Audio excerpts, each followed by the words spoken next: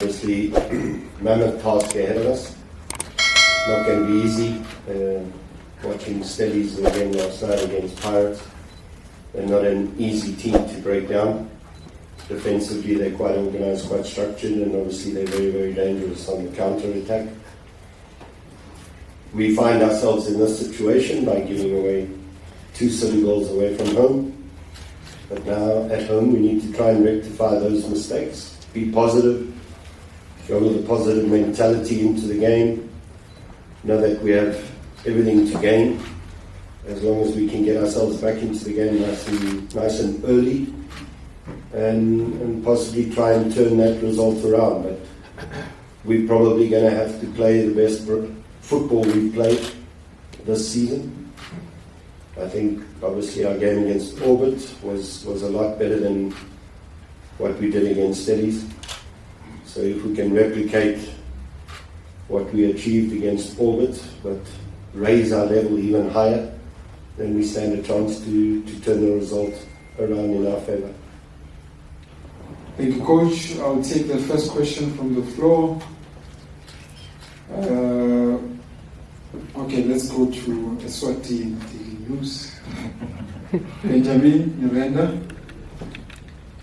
Coach, as what one has said, is Benjamin Nyirenda, Eswati News. Coach, playing at home, you came from 2-0 down against the Galaxy and won 3-2. You have done very well at home this season. With Stellenbosch coming with a 2-0 lead, what do you do? Do you say, let's go all out and you leave the back door open? Or how is the approach of the game? Do you want to just take it on from the start, the first whistle until the last? Yeah, obviously, I try and treat it almost like this is the second half of the game and turn it down exactly what happened against TS Galaxy. So what becomes important, obviously we have to take more risk in attack. We have to be a lot braver on the ball. We have to be more assertive in attack. But you mustn't be stupid. You've got to be clever. You know they're going to look to try and hit you on the break and on the counter-attack. Your work ethic has to be really, really high. Your concentration levels has to be very, very high. But you need to be positive to be able to go out there and obviously look to try and get that early goal. As I said, 2-1 lead is never a comfortable position for the team that finds itself in that 2-1 lead position. So as I said, if we can get an early goal, that'll put a lot of pressure on them. And obviously it will motivate us even more to want to go and get the equalizer. Coach, we'll move on to the next questions. Sinjabulo. Coach, I'm Javelin from U24. What would a good cup run do for this team that has been stable and growing in the past couple of seasons and even been to a cup final in terms of giving something to show for where the club comes from, where they head to know the coach? Yeah, I think it's massive. It was an objective that we set ourselves at the beginning of the season to try and go all the way, get to MTN8 Final. So obviously the players understand the importance of trying to turn the results around tomorrow for a club like Sekhukhune to actually win a cup.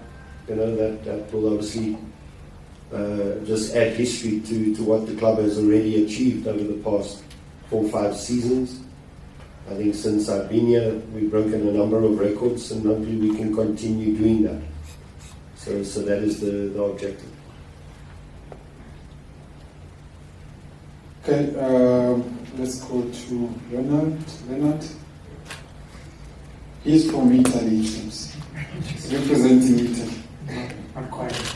Leonard Songs, ESPN Africa. Coach, Steve Barker, he's had a little bit of a tough start to the league season with Stellenbosch. Still delivered a masterclass in the first leg.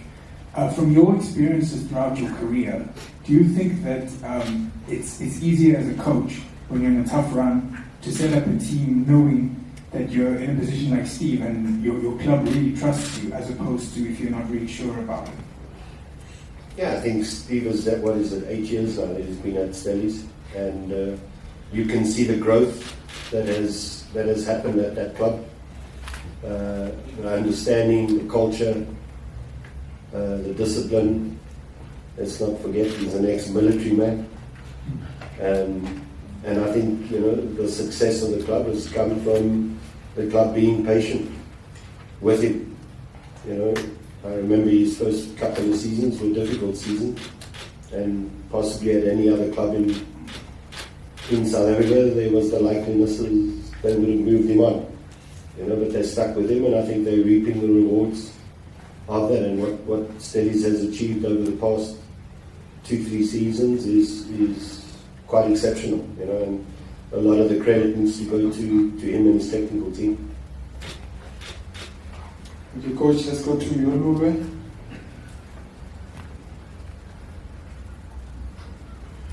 Coach Yolulwe, Coach of Youth Africa. Coach, what have you learned from the first day experience against Stellenbosch? How does that inform the way that you'll go about the game this coming weekend? I think it's more than just that first game. I think since I was at Cape Town City, I've never beaten Stellies. So I've been learning a lot over the last 4 or 5 years. Stellies, as I said before, they're a team that is built for the counter-attack. They're a team that waits for the mistakes that the opposition make, and they're extremely dangerous on the counter-attacks. And trying to stop that, prevent that, is not an easy task.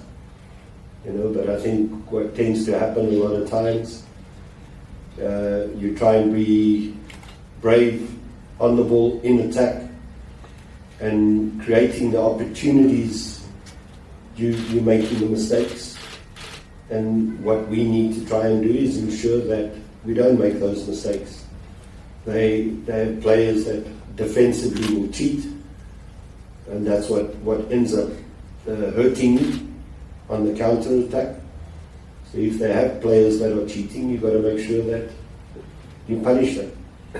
But us as coaches, you will always hear us after a game talking about decision making every time we do a press conference, and that's very true. A lot of the decision making in that final third is poor in our league, in my opinion. Hence, we don't have goal scorers scoring more than 20 goals this season. And it's not only the goal scorers, it's actually the providers, the assists, the amount of assists that we have in South Africa. We were, for the first time, I think, Colette's got 3 assists. And I think that's, for us as a club, that's the first time that's happened. And we managed to score 3 goals. So we were better in the final third in this last game. Now, can we do that against the Stellies? That's what becomes important. Is that creation in that final third, can we turn it into goals? Thank you, Coach. I've got hands I've noted the 2. Let's go to the left-hand side. Lorenz. Coach Lorenz from Italy Times. At Cape Town City, you kind of always manage with a smaller squad, like senior players and a lot of youngsters pushing into the first team. You come to Sekhukhune, where it's a much bigger squad, way more players. Has it tested your management a little bit more beyond the football field? Trying to handle unsettled players, certain players obviously complaining, knocking on your door on game time, things like that. Yeah, I think it's important to note that it's not only at Cape Town City or at Sekhukhune, let me rather say that, where I've had to work with bigger squads at Pirates. I had to work with bigger squads.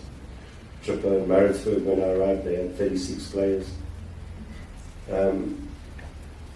It becomes, in terms of managing a big squad, becomes extremely difficult. I think we've reduced the numbers at the club. So we have a manageable group currently. Everybody wants to play, and I don't think that's a bad thing. That's a good thing. I think this season we've strengthened the squad in all areas, be it experienced players, and we brought in quite a few of the younger players. And knowing that everybody's going to get an opportunity. This month, it's 8 games in the space of a month, and there's been fatigue, and I've had to make rotations in terms of players and game time. And Kize is 1 game away from suspension. He's already got 3 yellows. So I explained to players that, everybody's going to get an opportunity, but it's about grabbing your opportunity when it comes.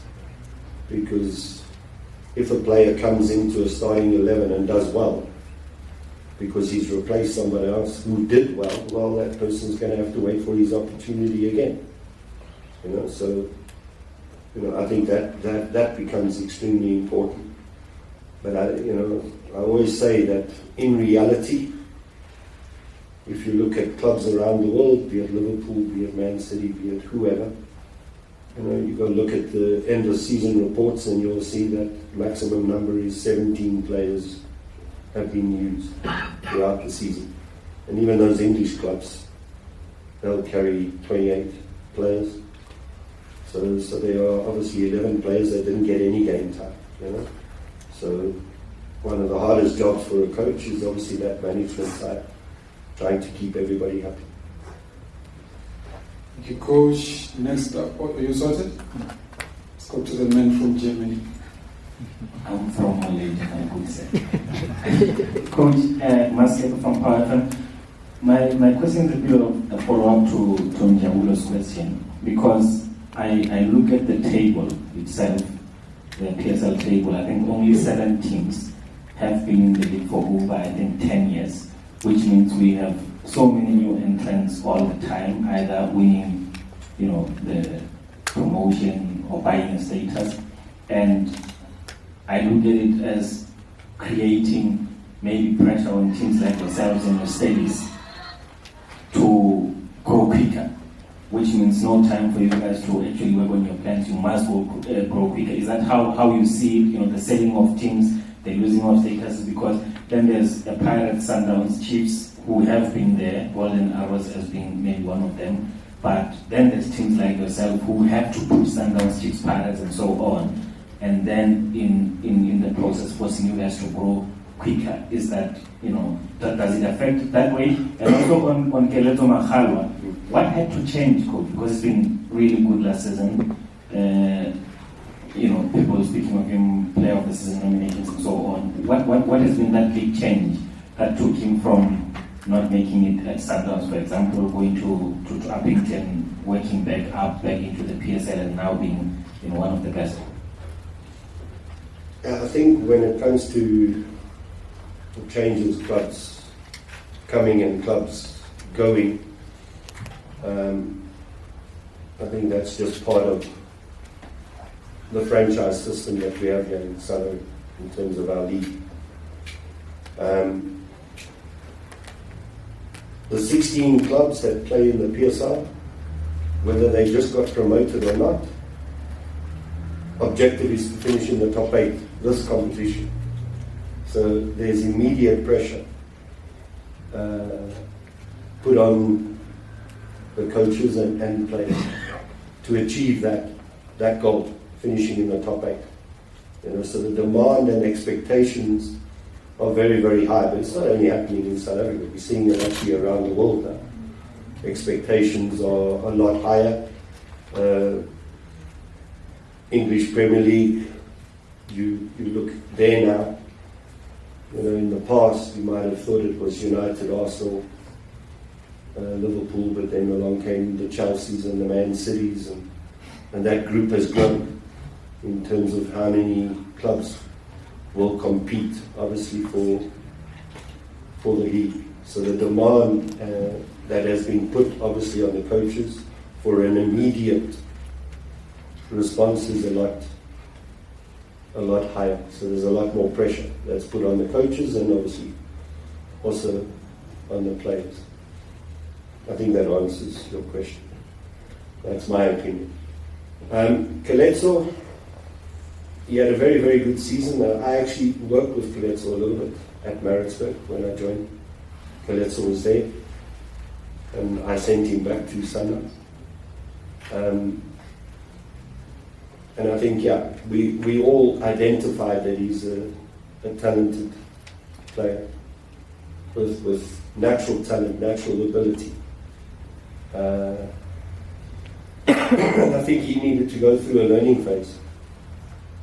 And probably going, like you said, to Uppington was a good thing for him to make him grounded. And I think last season he had a great season. And obviously a lot of speculation come the end of the season on where his future lie. A lot of it was through the media. And I think it affected him at the beginning of the season. He didn't perform well at all pre-season. In the games that we played, the friendlies, he didn't perform well the first 2 matches. In fact, the first 3 matches he wasn't great. Needed to sit him down. We were speaking about managing a player, so that was my task, managing him, making him aware that he is a Sekhukhune United player, and if a right offer came, then that offer would be accepted. But if it's not the right offer, then he will continue to be a Sekhukhune player. So you needed to understand that.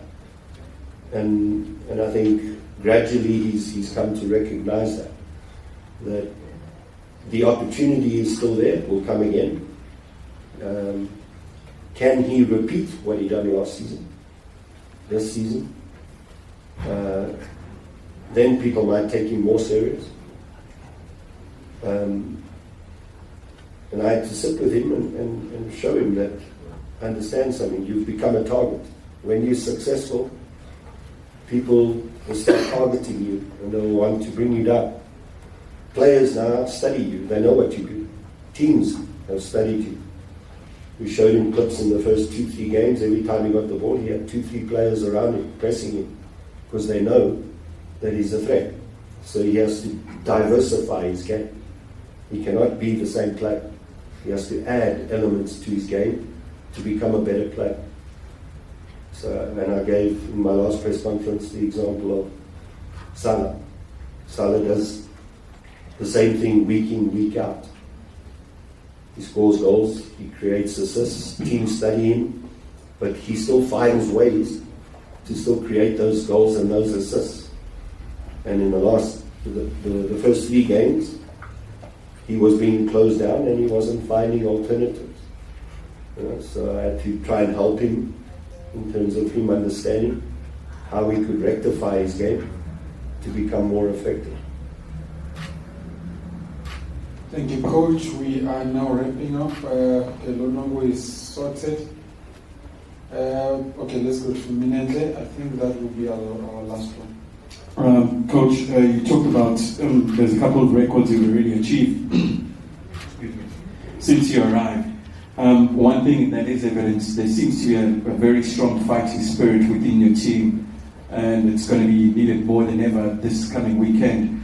What would you say has been the secret, or what's been the ingredient that you've implemented within the players that they're able to show this fighting spirit? You think about the game at TS Galaxy, the way they came back.